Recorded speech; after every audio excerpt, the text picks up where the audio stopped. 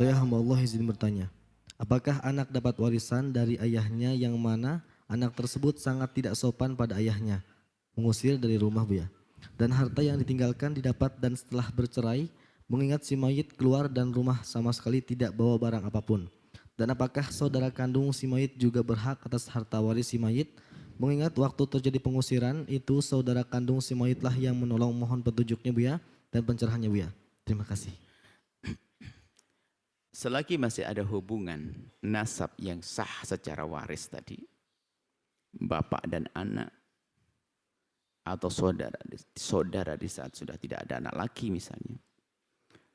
Na'udzubillah, biarpun anak katanya durhaka, asalkan tidak menjadi sebab kematian sang bapak, anak tetap mendapatkan waris. Enggak ada misalnya ini anak paling badung, enggak pernah ngurusi bapaknya lalu enggak dapat waris. Enggak, tetap dapat waris. Misalnya ada orang punya anak 3. 2 ngerawat, yang 1 hilang, yang 1 kurang ajar banget. Yang 1 kurang ajar banget dan sebagainya. Orang tuanya meninggal dunia. Apakah yang 1 kurang ajar dapat waris? Dapat waris. Enggak ada, karena waris adalah haknya dia. Tapi kan dia durhaka. Ini urusan nanti hukumannya dengan Allah, bukan kamu menghukum dia. Hak warisnya tetap dikasih, sesuai dengan aturan waris. Jadi kekurang ajaran, ketidakpedulian tidak menjadi penghalang waris. Penghalang waris hanya apa itu? Murtad, beda agama, sama membunuh. Ia menjadikan terhalang waris. Selagi sesuai hitungan waris ada, dia mendapatkannya. Biarpun dia adalah zalim, biarpun dia macam-macam, tetap dia mendapatkannya. Seperti itu ya. Mohon hati-hati. Jangan mentang-mentang dia kurang ajar langsung tidak dikasih waris. Misalnya anak kurang ajar lalu pergi. Pas meninggal dunia dibagi, nggak dikasih, nggak boleh. Dia punya hak. Tapi dia kurang ajar, nggak peduli. Itu urusan dia, dosanya kepada Allah, dihukum di akhirat nanti. Tapi di dunia dia tetap berhak mendapatkan hak waris seperti kalaupun dia menjadi orang yang baik. Itu saja. Allah alam bisawab. Mohon maaf Bu ya, untuk saudara kandungnya gimana Bu ya? Berhak atau tidak? Saudara kandung itu mendapatkan kalau memang sang mayit itu tidak punya anak laki-laki. Kalau punya anak laki-laki, habis oleh anak laki-laki. Dilihat dulu makanya, kalau memang tidak ada anak laki-laki, nanti mendapatkannya. Jadi ini ada pembahasan, makanya datangkan para ulama, saudara kandung. Saudara mendapatkannya jika, kalau anak laki-laki habis.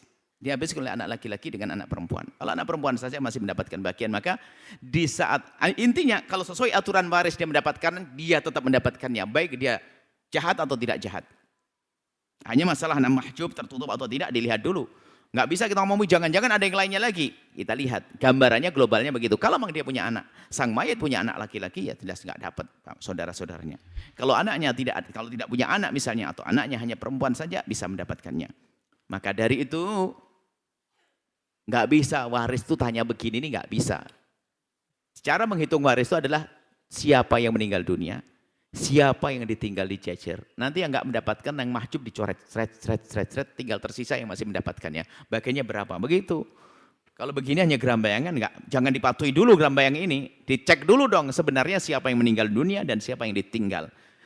Ada pun ilmu pembagian waris itu ilmu yang gampang, ilmu 24 jam ya. Ilmu paling gampang membagi waris.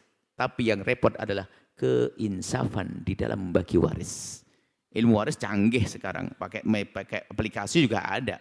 Dan itu benar nggak salah.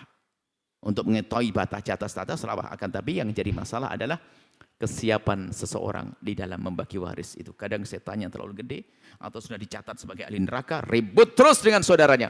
Padahal dia senang haji, senang umroh. Bahkan mungkin di seorang ustadz ngurus pondok tapi perebut waris. Dialah ahli neraka yang gayanya kayak ustadz. Na'udzubillah, wallahu a'lam bishawab.